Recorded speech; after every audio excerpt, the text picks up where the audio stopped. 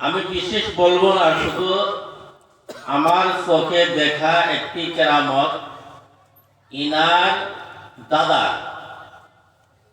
তখন বোধহয় ইনি জন্মই গ্রহণ করেন, ওই টাইমের কাহিনী।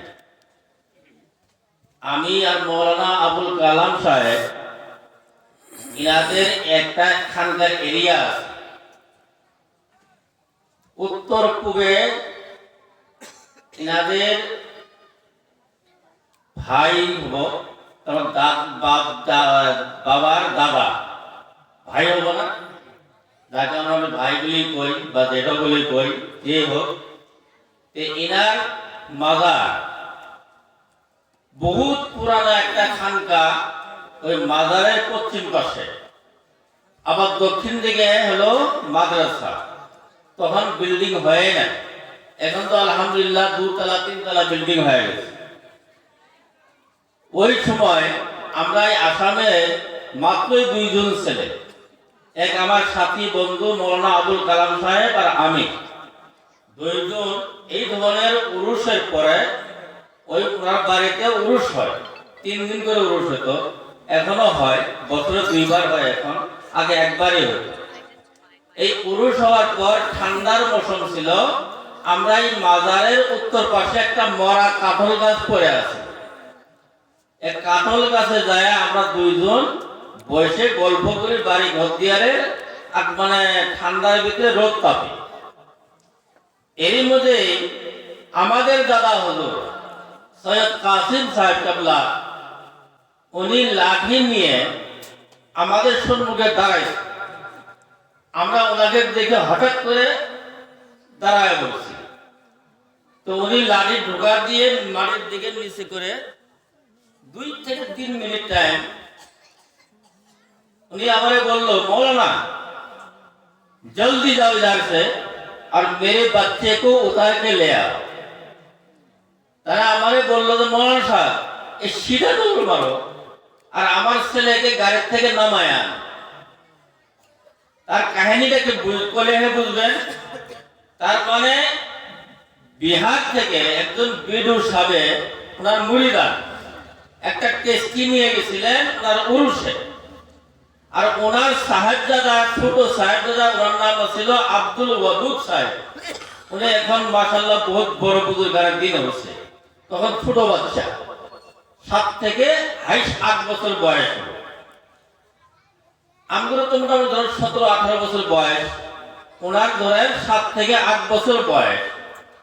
এই বিডু সাহেব করছে কি, ওই সন্তানকে গাড়ি উঠায় নিয়ে ওখান থেকে কুতুবশাহ শরীফ যাবো, জিয়ারত করে আসবো। ওখান থেকে অল্প দূরে কুতুবশাহ শরীফ নামে একজন জায়গা আছে, ওই জায়গার মাকদুম সাহেব উনি ইন্তেকাল হয়েছিল, মাজার আছে, এই মাজার জিয়ারতের জন্য যাব। এটির মধ্যে যখন আমার হুজুরে পাঠাইলো, এখন আমাদের এই গায়ে অঞ্চলের নিয়ম নীতি না, লঙ্গি পিন্দা ছিল, লেঙ্গি মারলাম খিসে, ঘুমের ক্ষেত এতটুকু ঘুম, এই ঘুমের ক্ষেতের মধ্যে এমন দৌড় দিলাম, চিল্লাতে চিল্লাতে দৌড় দিলাম, দেয় ওই গাড়িওয়ালা শুনছে আমার চিল্লানি, শুনে গাড়ি ব্রেক মারছে। আমি বললাম ভাই গাড়ি একটু নামায় দেন, হুজুরের আদেশ দাবাদের নিষেধ করছে। নামায় হাত ধরে ধরে লাহে লাহে আমি খাগড়া চলবে আসলাম। এর মুহূর্তে দেখি আধা ঘন্টা হয় নাই, ওই গাড়ি আবার ঘুরে আসে, কারো কান কাটা, কারো নাক কাটা, কারো কপাল কাটা, কারো মানে গর্দান কাটা, কারো হাত কাটা, এই ধরনের কয়েকজন জখমি এই গাড়িতে। ওই গাড়ি ঘুরে আসে হুজুরের পায়ে পড়ে গেল, আর ডাইরেক্ট হুজুর মাফ কি দিয়ে, গুস্তাখি মাফ কি দিয়ে, গুস্তাখি মাফ কি দিয়ে। তো হুজুরে বললেন, দাদা হুজুরে বললেন যে আরে মাইনে তো পহলেই বলছো কথা। উনি বললো আমি তো আগে তোমাকে বলেছিলাম, তোমরা আমার কথা মানলা না।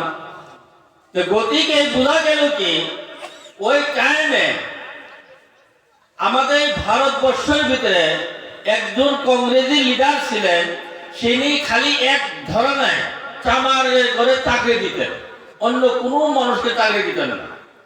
এই চাকরির উপরে হামলা দিয়ে যত স্কুলের ছেলে আছে সবাই মানে স্টক করে হরতাল করছেন আর যে কোনো গাড়িকে ওনারা অন্যায় করতেন। এই যখন নাকি এসে বলে দিল তখন আমরা বুঝলাম যে হুজুরের এলিমের ক্ষমতা, ওনার মুরাকাবা মুশাহিদের ক্ষমতা, যে উনি এক মুহূর্ত দেখে ভবিষ্যৎ কি হয় সেও বলতে পারে। সুবহানাল্লাহ। এই ইনাদের এই ধরনের কয়েকটি আমাদের আমার নিজের চোখে দেখা। তা আমি আশা রাখি ইনারা নুসুফ হুসুফ বংশের মানুষ না, ইনারা হলো সৈয়দি খানদানের মানুষ, আল্লাহর রসুলের খানদানি মানুষ। ইনাদের খানদানের ভিতরে হাদিস অনুসারে বোঝা যায় যে ইনারা যদি আগুনে পোড়া যায় আগুনে পড়বো না, ইনারা যে হাত আগুনে রাখে আগুনে পড়বো না। আল্লাহ বেয়াদবি মাফ করুক, আমি একটা কথা প্রকাশ্য করি, বিহার দেশে একজন ছেলে ছিল সাজ্জাদ হোসেন না, আর আমি আসলাম ওই মুহূর্তে, আর আমরা কাপড় ইস্তারি করতাম। এই কাপড় ইস্তারির ভিতরে কয়লা দিয়ে আংরা দিয়ে আগুন জ্বলায় আমরা কাপড় ইস্তারি করছি। এর মুহূর্তে ইনার ভাই, ইনার চাচা, ওনাকে ডাকতে সব গদন ফট করে, উনি তখন আমাদের লোকে পড়ে, আমরা মজা খাটি করতে করতে বললাম যে अरे सैयद साहब, मैंने सुना है कि सैयद को आग नहीं जलाता, तो आप जरा हाथ डाल के देखिए कि असली या नकली प्रमाण हो जाए, असली और नकली इसमें सबूत हो जाए। अल्लाह अल्लाह माफ करो, अल्लाह के सामने बहुत बार तौबा करছি, কয়েকবার করার পর এই গদনফর সাহেব কি করলেন, এই হাতের আঙ্গুলে সেই ইস্তারির ভিতরে ইস্তারি খুলে আগুনের মধ্যে ঢুকায় দিলেন। ঢুকানোর পর অল্প সময় রাখার পরে আঙ্গুলি বাহির করলেন। আল্লাহ মাফ করুন, ওনার হাতের পশম পর্যন্ত সেই আগুনে জ্বলাইতে পারে না। চোখে দেখা, এটা কারো কোনো ধরনের সাগেরি কথা নয়, কোনো কিতাবে লেখাপড়া করা নয়, আমার প্রমাণ করা কথা। যে বোঝা গেল কি যে সৈয়দ নুসুফ হুসুফ মানুষের দ্বারাই হতে পারে না। আর আমাদের অঞ্চলে তো খালি খলিফা পালে সৈয়দ লেগে লেখে না, বহুত লেগে, যে নাকি মুক্ত হয়ে পড়ে নাই তাহলে লেখে সৈয়দ উমুক। আর ওরা কয় কি জানেন যে সৈয়দ শব্দের অর্থ সর্দার, আমাদের সর্দার। সেটা সাথে ভাষায় আইজিকে বুঝায় দেয়, পাবলিকে বুঝায় দেয় যে সৈয়দ হওয়ার গেলে নবীর খানদানি হতে হবে। হযরতে পীর দস্তগীর মাহবুব সুবহানী আব্দুল কাদের জিলানী রাহমাতুল্লাহ আলাইহির খানদান হতে হবে, তাহলে তাকে আগুনে কোনোদিন তাস করতে পারে না, আগুনে জ্বলাইতে পারে না। আর আমাদের মতো মানুষকে তো আগুনে দেওয়ার আগেই জ্বলে যাবো, জ্বলাবো না, আগুনে দেওয়ার আগেই আমরা জ্বলে শেষ। গতিকে এই সৈয়দ খানদানি মানুষ এত পাওয়ারফুল মানুষ, ইনাদের দুনিয়াতে ইনাদের পাওয়ারফুল আছে। গতিকে আপনাদের কাছে আমি অনুরোধ রাখি যে আপনারা দেখে শুনে ভাবা চিন্তা করে এই ধরনের পীরের কাছে